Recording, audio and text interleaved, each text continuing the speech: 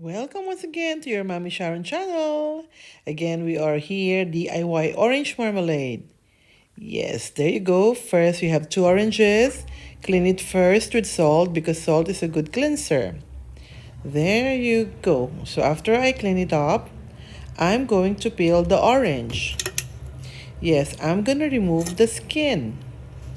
So those skin, I'm going to use it for extra top up added ingredients for a bittersweet taste of the marmalade.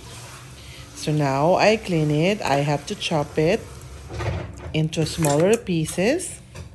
And then I'm going to mix it later with the orange juice.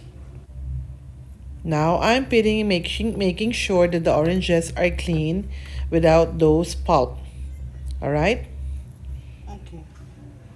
Now I have this cutting board, cutting it into smaller pieces. There you go. I'm gonna add sugar.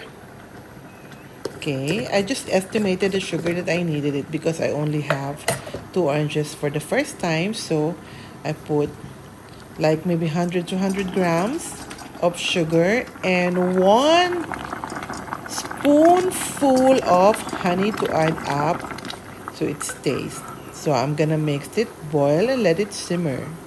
Simmer until it dried up the juice. Now, after simmering, it dries up, it becomes thicker, and after that, I'm going to put it in the fridge so it's ready to use.